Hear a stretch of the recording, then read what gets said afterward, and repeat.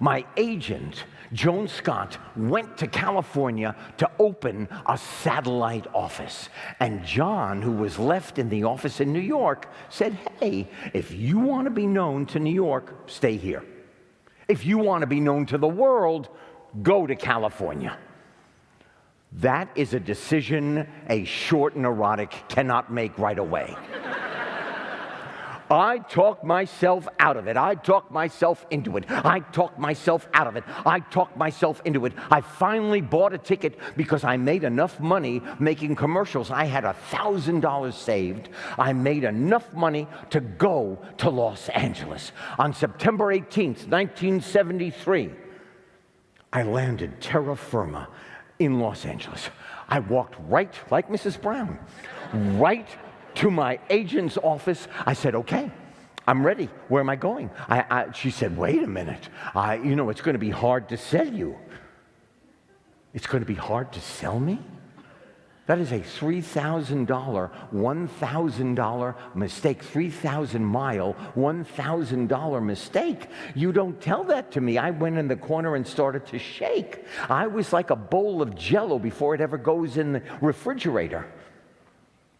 And then she said, don't you want to find a place to live? I said, no, I don't. I want to go on an audition. But then I remembered, okay, this woman that I went to Emerson with, Stephanie, she had an apartment. She said, if you come out to LA, you can stay with me. I took her up on it. She had a one-bedroom apartment, a little kitchenette, a fold-out bed, and there was a little hallway that led to the bathroom. And I took the pillows from her fold-out bed and I put them in this little hallway, and that was my apartment for 2.5 weeks. I was too scared to look for anything else. And so I'm in there, and I get a call. I get a call from my agent. Okay, go, and here's your audition. So I drive up and over the hill into the valley in Los Angeles. I go to CBS, and I try out for the Mary Tyler Moore Show. The producer says, I don't have a script yet, but I know one line. Please pass the salt. I said, okay. So now I'm showing him pictures of all the plays I did at Yale. He could care less. I don't have a leather portfolio. I've got a brown paper bag from the supermarket. I didn't realize, but it became like a conversation piece. And then all of a sudden I took a glass from his desk, poured out the pencils, picked up a pencil, clinked it on his desk and said, do not bother yourself. If you get a moment, could you pass the salt? By the time I got back to my hallway, I had the part. I got my first part in Hollywood. Oh, my goodness. First week. Oh, I had 4 lines. I ad-libbed it to 6. This was amazing. And then one day, I was in my little vestibule, and time to go to sleep, and everything, and I opened the door because I thought I would get a soda, and I didn't realize that her boyfriend was there, Francis X. Fane. He was a publicist, and I am so sorry. So I just stayed in my vestibule. I just stayed in my hallway. And then the second week, I got another call from my agent. She said, okay, you have an audition for a new series. I am still under the pressure of the Yale School of Drama. I said, I am so sorry. I don't think I can do a series. You know, I was trained for the theater. She said, will you just go and meet them? I drove to Paramount. And I walk in, and there is the green room. I don't know why they call it green. It is never green, but all the actors waiting to go in for this part are all sitting there. They are all on television. I have seen them all. And me. I have hair down to my shoulders.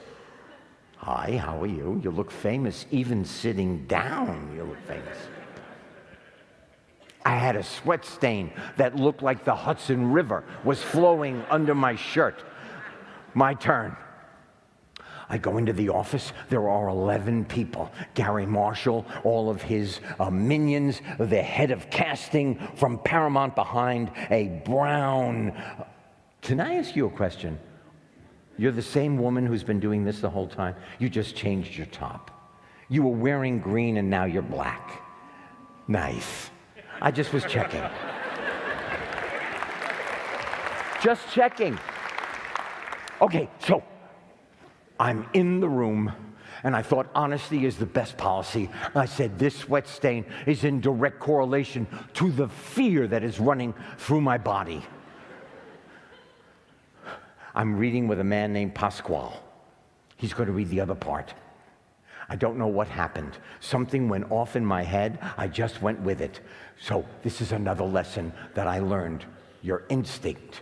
Listen to your instinct. I'm reading the lines with him, and all of a sudden I said, don't you look at me like that. And then I threw the script up in the air. I sauntered out of the room on my birthday at the end of the month. When my money ran out, when I had to go back to New York, I got a call. Would you like to play this role? I said, hey, if you let me show the emotional side, it will be my pleasure. They said yes. I said yes. And I got a phone call. It was my mother. We're taking you, your sister, and what's his name on a trip to Europe. They never called my sister's first husband by his first name. We're taking you, your sister, and what's his name on a trip to Europe. We don't know how long we're going to be around. We don't know how long we're going to be here. 1973. My mother died in 1991. I said, I cannot come. I am so sorry. I got a job on a new show. I only have 6 lines.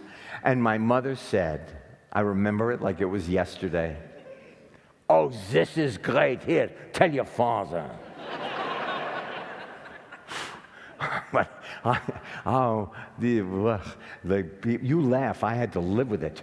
Okay, so I go to the set. I'm there on stage 24, Paramount Studios, and we're reading the script, and there's a joke, I can't do it, and I'm punching the script, and Ron Howard, 18 years old, I am now 27. I'm the oldest teenager in captivity. He puts his arm around me, he walks me to the back of the sound stage. He said, you know, they are trying as hard as they can. I wouldn't hit my script. I said, Ron, I will never hit my script as long as I live. And then my big scene comes up, and it says your character goes to the mirror and combs his hair. I went to the director, and I said, oh. Look, I want to be original.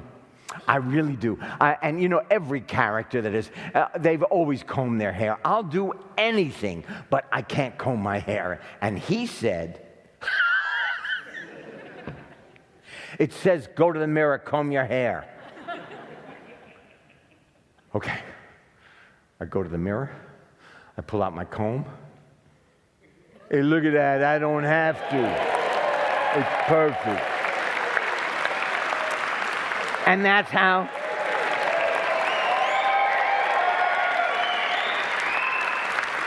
that moment came to be. So let me just say, if anybody in this hall tonight is thinking about being an actor, wants to be an actor, dreams about being an actor, here is what I've learned. There is no right, there is no wrong, there is no perfect. You cannot be who the producers or the directors think they want. Sometimes they don't even know who they want. There is you. You and your imagination and your instinct. And whatever comes to you, you go with it. And sometimes you fall, and sometimes you don't. And it doesn't matter because there's always somebody to say, you know what, let's try that again. Let's do it this way. But sure, I can do it that way. You listen to your instinct. You know, we know so much in our head, but we don't know enough. We know everything in our instinct. Our instinct knows everything, and you listen to your instinct. Do not double think yourself. If you're at a party and someone approaches you and you don't like that person, do not think, oh, I must be wrong. You walk away.